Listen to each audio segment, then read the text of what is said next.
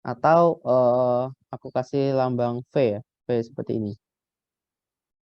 Nah, energi kinetik potensial karena kita bahasanya masih mekanika ya. Jadi kita nggak bahas tentang kimia ataupun selain mekanika. Jadi energi potensial itu adalah kalau definisinya.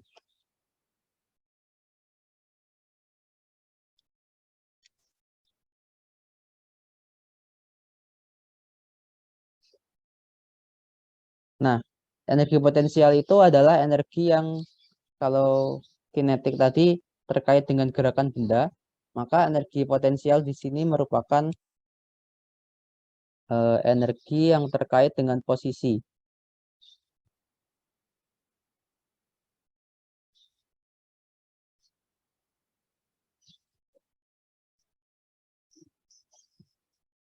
Jadi kalau posisi bendanya beda, ya itu akan memungkinkan energi potensialnya untuk berbeda ya. Nah, energi potensial ini ya bedanya dengan energi kinetik bahwa energi potensial ini eh, pasti disebabkan adanya suatu gaya.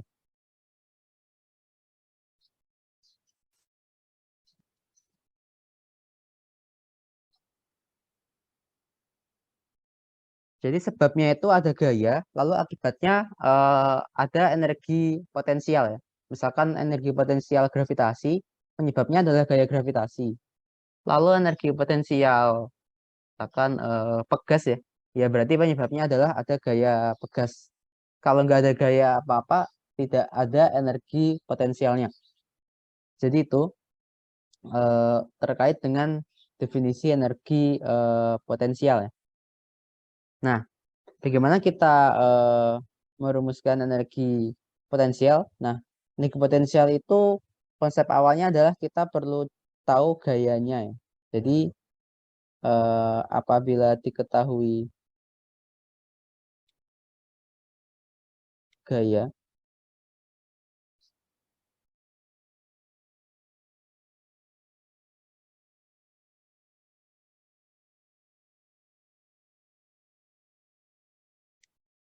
diketahui gaya, maka energi potensial itu bisa dicari dengan samaan seperti ini ya. Jadi B V di posisi B dikurangi V di posisi A itu sama dengan negatif integral dari posisi A ke posisi B dari F gaya kita ini diketahui gaya yang menyebabkan energi potensial ya. Jadi gayanya F ini dot dengan ini vektor F dot produk dengan L. Nah, di sini DL merupakan lintasan benda ya.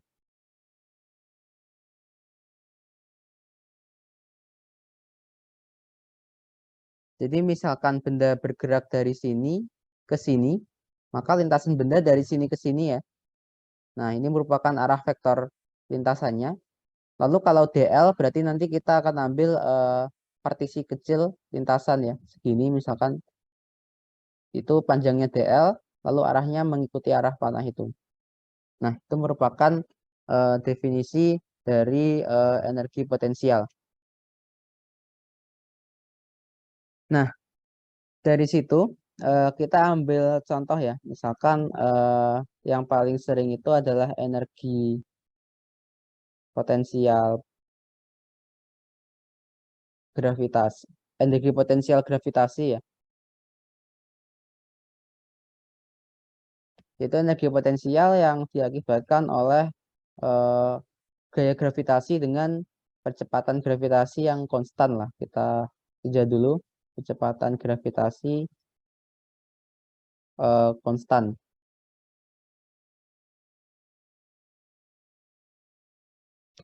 Berarti karena percepatan gravitasi konstan, maka kita anggap vertikal itu sebagai sumbu Y ya, sumbu J. Nah, Oke, sebelum itu ya mungkin aku perlu jelaskan dulu ini ya, vektor DL ya. Ini kita simpan dulu.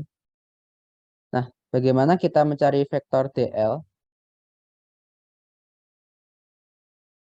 Vektor DL atau partisi lintasan.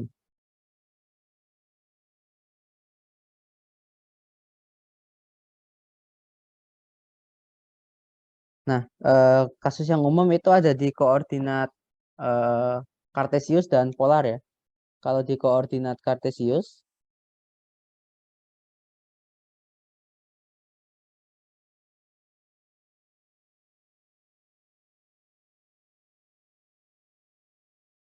nah DL itu ya berapa panjang arah X, dx, I ditambah dy, J ditambah dzk. Oke, jadi gambarannya seandainya kita ambil dua dimensi dulu ya, gambarannya itu. Misalkan ini X dan Y saja. Nah, misalkan kita berpindah atau lintasan kita tuh kecil sebesar ini ya, DL. Seperti ini. Nah, maka DL itu kan di sini bisa diuraikan ya sebagai komponen arah X dan komponen arah Y-nya. Sebenarnya seperti ini deh, gambar yang lebih bagus tuh. Ini acuan kita, koordinat. Lalu DL-nya aku agak berbesar ya, misalkan segini DL. Nah, DL ini kan kita bisa uraikan menjadi komponen pada X. Ini dx. Ini berarti sumbu I ya. Lalu yang komponen arah sini kan berarti dy. Jadi ini dy, c. Nah, sehingga vektor dl ini bisa kita dituliskan sebagai jumlahan dari tiap komponen ya di basis I dan J. Jadi maka dari itulah dl adalah seperti yang aku tulis itu ya. Itu kalau di kartesius. Nah, kalau di polar ini agak berbeda ya.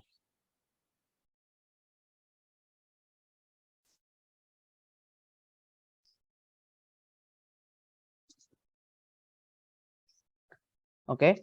Nah, kalau di polar dia kan kita mengenal perpindahan koordinat itu kan r dan theta ya.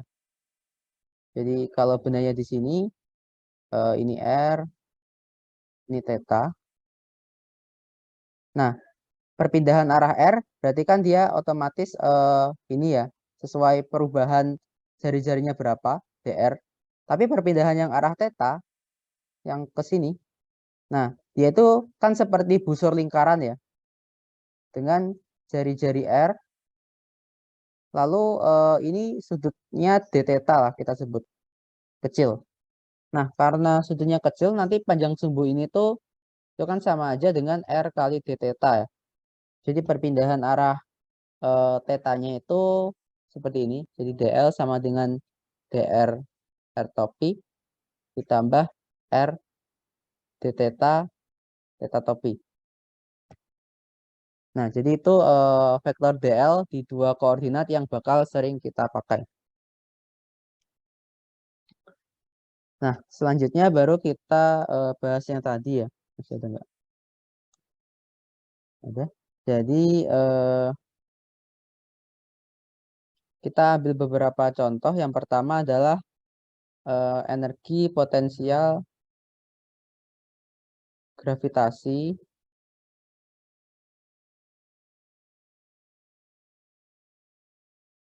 dengan percepatan gravitasinya konstan. Nah, berarti kita dapat F-nya itu adalah gaya berat. Jadi eh, dia min mg J. Karena ya ke bawah ya. Kalau kita anggap J itu sumbu vertikal, gravitasi itu kan nariknya ke bawah ya. Maka kita kasih minus. Berarti nanti eh, karena dia minus, maka energinya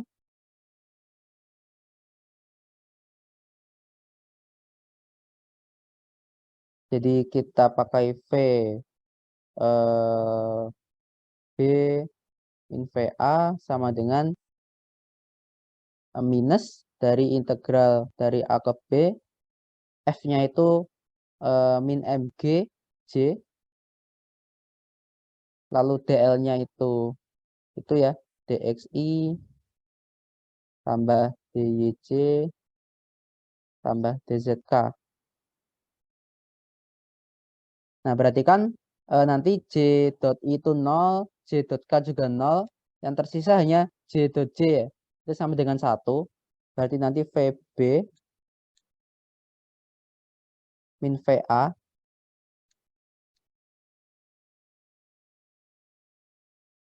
nah itu sama dengan ini minus ketemu minus jadi plus MG DY. Nah, ini integralkan dari posisi A ke posisi B ya.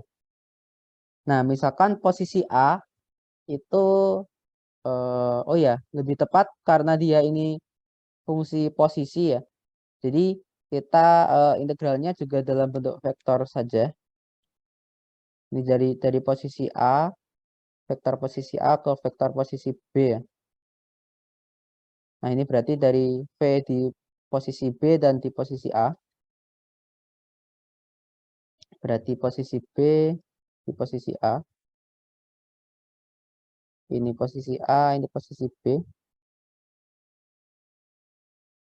Nah, karena kita cuma perlu DY atau Y-nya saja berapa, maka kita bisa ambil Y-nya aja ya. Jadi V di YB dikurangi V di YA itu sama dengan MG. Integral DY itu berarti Y dari YA sampai YB ya.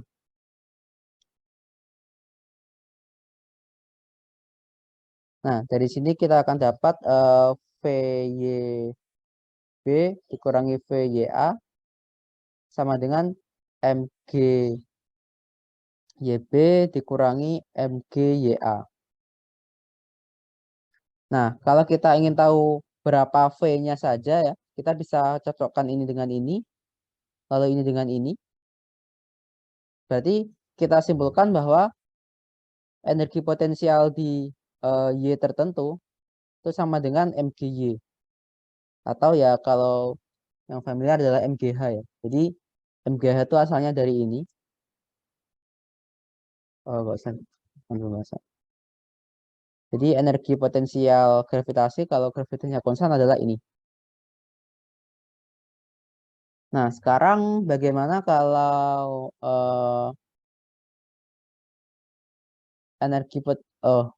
nggak usah dulu deh. Energi potensial yang GMM per R kita simpan untuk pembahasan tentang gravitasi nanti ya.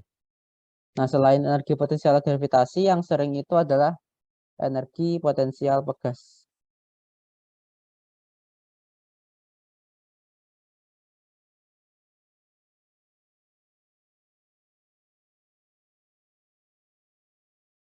Oke. Nah, F pegas itu kan berarti KR ya.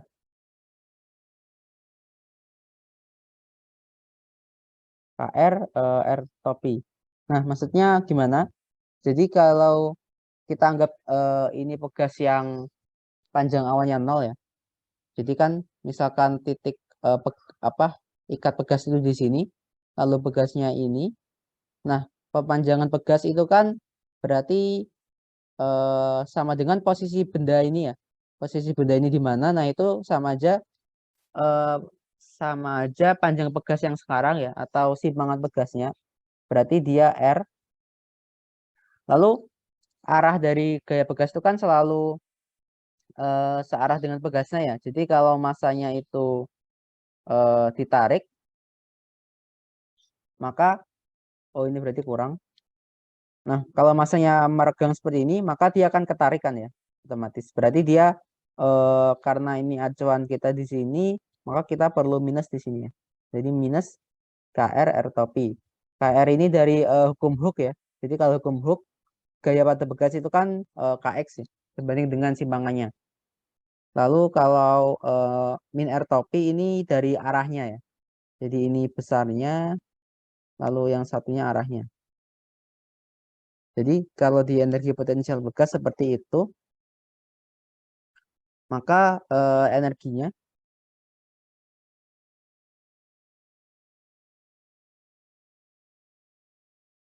berarti V di posisi B dikurangi V di posisi A sama dengan negatif integral dari A ke B dari FR, dari F aja, F dot DL.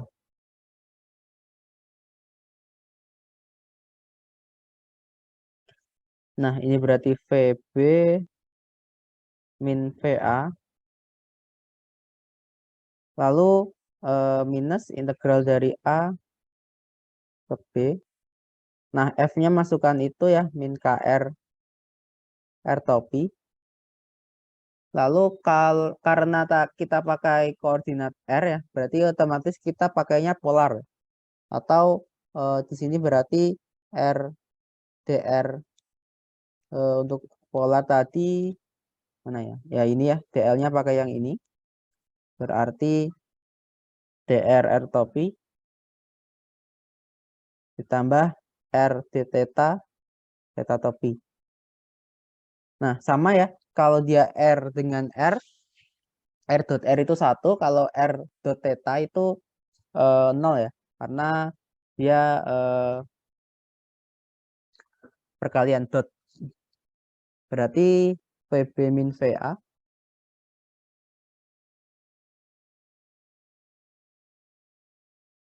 Jadi minus ketemu minus jadi plus ya.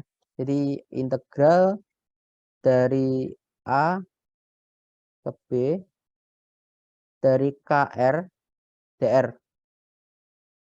Nah, sekarang kita cuma perlu jari-jarinya saja ya. Kita nggak perlu sudutnya berapa karena nggak ada tetanya di sini, sudah hilang.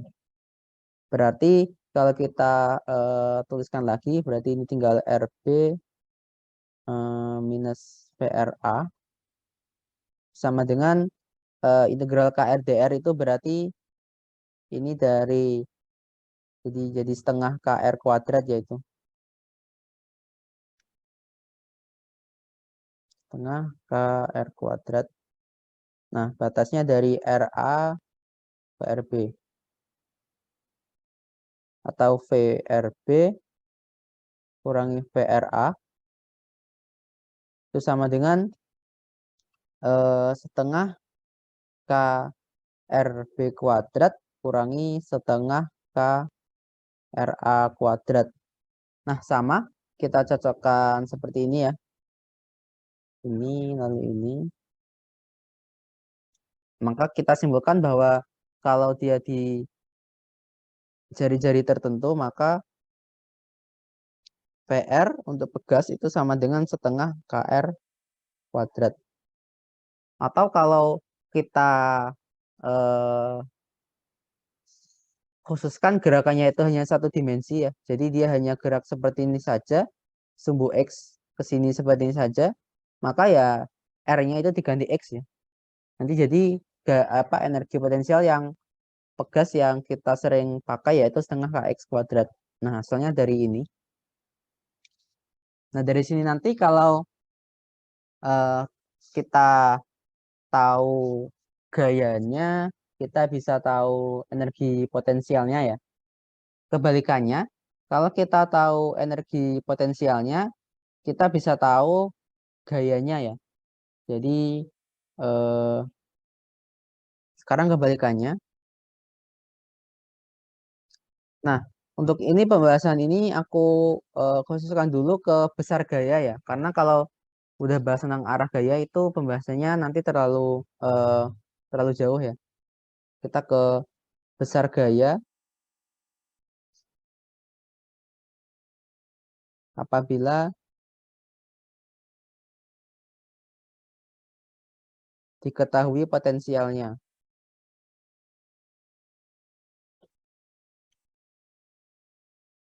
Diketahui potensialnya. Nah, Contohnya apabila kita punya energi potensial itu fungsi X saja ya. Jadi kita bahas dulu energi potensial yang bergantung satu dimensi aja ya. Kalau X, X saja, Y saja. Kalau K saja. Atau kalau R ya R saja. Kita nggak bahas dulu gimana kalau V itu fungsi X dan Y itu nanti dulu.